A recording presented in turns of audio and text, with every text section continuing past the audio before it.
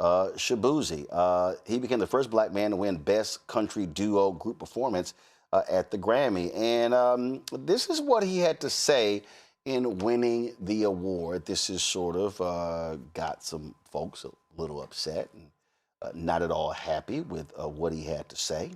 And so let me cue this up. Immigrants built this country, literally. Actually, so this is for them, for all children of immigrants.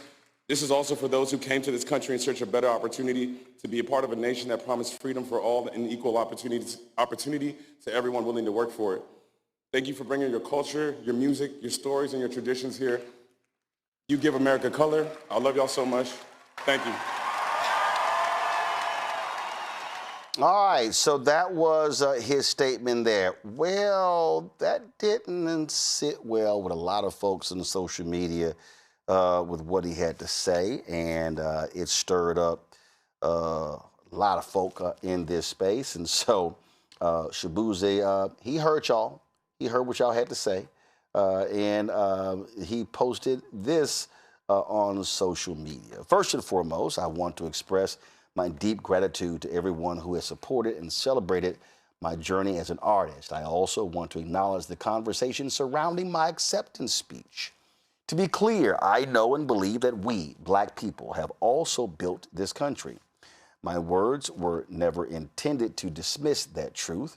I am both a black man and the son of Nigerian immigrants, and in the overwhelming moment of winning my first Grammy, my focus was on honoring the sacrifices my parents made by coming to this country to give me and my siblings opportunities they never had. At the same time, winning this award on the first day of Black History Month and becoming the first black man to win Best Country Duo is Black history. It stands on the foundation laid by generations of black people who fought, sacrificed, and succeeded long before me. This moment belongs to all of us. My entire career has been rooted in lifting people up, honoring where we come from, and expanding what's possible.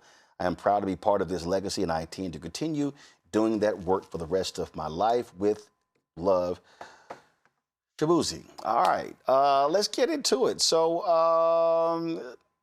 Mustafa, I'll start with you. What do you make of this? This is something that has happened a lot when folks say that. Black folks like, hold up, when you talk about who built this country, not forgetting what happened, 250 plus years of American shadow slavery. Go ahead, what are your thoughts? No, I mean, I think you laid it out right there. You know, for those of us whose roots run through this country for hundreds and hundreds of years, we understand the sacrifice that we gave, often unwillingly, to actually build this country. We understand our tears, our breath, our bones, our blood that has gone into this. So when you have folks who have recently come to the country, no one wants to take away from the contributions that immigrants have made to the country, but we've got to also talk about the foundation of the individuals who actually helped to build this country. And when you don't do that, there is a disrespect that is there. And that's why, many of folks who are, whether it's FBA or other, folks who want to make sure that folks are very clear about our contribution and not allowing it to be whitewashed, and making sure that folks understand everything that has been poured into this nation. And when others don't do that, who maybe are recent, then, it's not an uncomfortable situation. It is an untruthful situation. And we've just got to make sure that we continue to put the spotlight on everything that we have done. Bernice King was one of those folks, Win Cooney. Give me 1 second. I want to, don't go to it yet. I want to actually increase the size of this. She weighed in on this, and this was one of the items that surfaced that people were commenting on, which I think led Shaboozey to release that statement. So Bernice King, of course, the daughter of Reverend Martin Luther King Jr., released this a day ago. It's Black History Month, and I have to ask, are people including enslaved Africans, descendants of those enslaved, and black people whose unjust low-wage labor sustained the economy in the 1800s and 1900s as immigrants when they say immigrants built this country? because chattel slavery was for the express purpose of building empire. But our ancestors weren't folks who came here seeking a better life.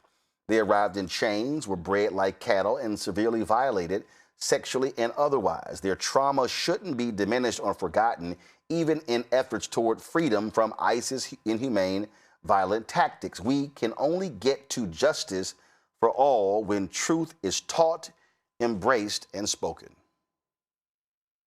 Yeah, I like Dr. King's statement because I think she honors what Shaboozey's intention was, which if we look at the Grammys holistically, everybody was wearing those ice out pins, right? There was a heavy focus on immigrant and immigrant communities. So I can understand him getting overwhelmed and caught up in the moment, but I do think it's very, very important to understand that not everyone came to this country freely and willingly, right?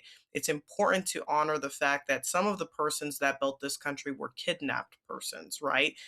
From the same country that Shaboozey's family was from, but nonetheless kidnapped and didn't have a choice on whether they decided to cross the transatlantic or not. So I think it's important that we honor and revere that. But what I think it leads into a greater conversation, Roland, is there's often this friction between Africans, Caribbeans, and African Americans, and I think oftentimes we're just not hearing each other. And as the daughter of Haitian immigrants, I can understand the challenges with that, right? The daughter of Haitian immigrants, but then went to Howard University, and I often feel that I'm living in this dichotomy, right, between being Black American and being Haitian American, and sometimes it is challenging to marry those identities, right? But I think the best way to do that and moving forward is A, making sure that we're hearing each other, but B, making sure that we are honoring and reverencing each other's histories. And I think it starts, Roland, with making sure we know each other's histories, right? There's often times where I'm having conversations with my African American friends. They have no idea about Haiti or its contributions to freedom at all.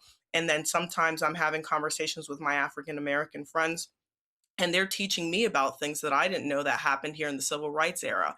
Howard University was actually my first time where I got to learn a lot of these concepts, both about Haiti and African Americans in a shared context. And so I think it's really important that we extend grace to people who may not have that language and learning, but we have to continue to teach one another. It is, I think, critically important that education on these matters be understood. Listen, one of the things that I've always said is that if you are an African immigrant or you are a Black immigrant coming to this country, whether it is an African country, whether it is Jamaica, the Bahamas, if it's St. Kitts, if it's Bermuda, does not matter, that you need to understand the history of people of African descent in the United States. It's no different that if I, as an African American, went to Bermuda, went to the Bahamas, went to other countries where there are Black people, then I need to have an understanding of the history of people in those countries. The reality is, and I went to the square in Jamaica, where they had the huge posters. And when I was there last time, they had the history there in the airport. And I took different photos showing you the freedom fighters of Jamaica, the people who actually fought slavery in Jamaica. And so what we have to recognize is that slavery just was not fought in the United States.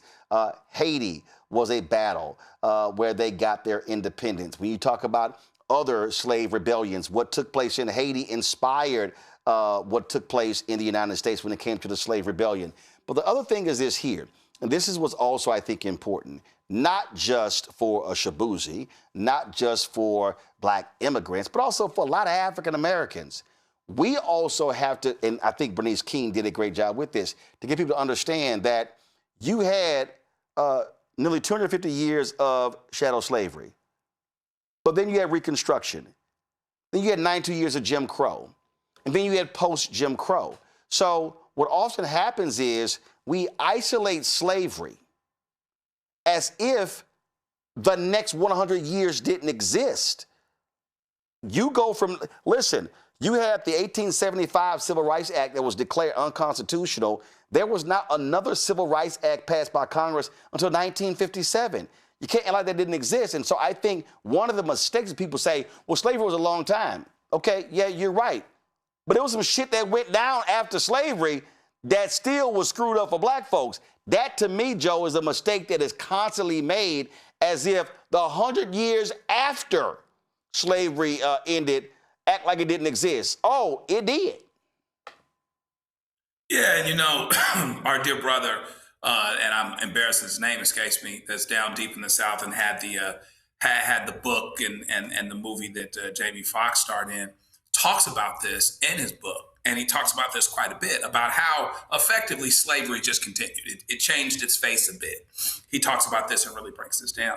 And so I think, to your point, not only do we need to understand, if I go to Bermuda, if I go to Haiti, Jamaica, I need to understand, you know, what happened there. And then people coming from other parts of the world, immigrants, et cetera, black immigrants, need to understand what happened here as it pertained to African Americans. But African Americans have to reconnect to what happened to us, to our descendants all that time ago, and how they prayed and struggled their way into a better future for us, even as they said, maybe not for me, but for them.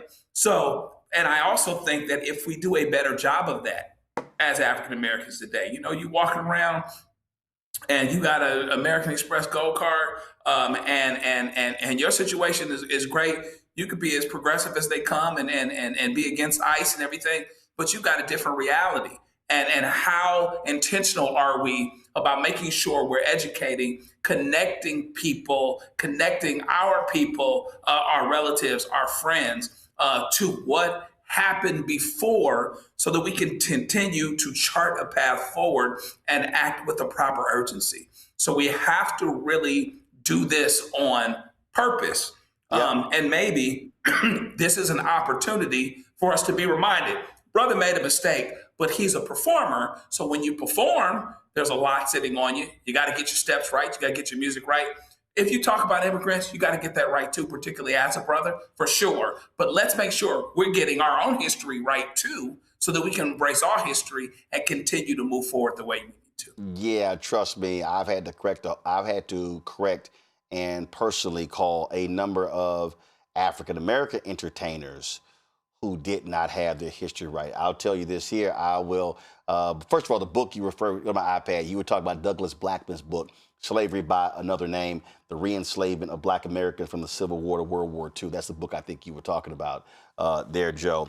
I'll tell you this here. I remember being at the NAACP convention in Houston, and it was the Youth Council Division, and Russell Simmons was addressing them. And he stood up and he said that when he produced, I forgot which one of the movies, it was one of the rap movies, he said that he was the first African American to produce a major Hollywood film. And in the audience was the esteemed Vernon Jarrett. Vernon Jarrett, of course, worked in the Chicago Defender, columnist, first black columnist for Chicago Sun-Times. And Vernon Jarrett was actually there. Now, Vernon Jarrett wasn't no youth.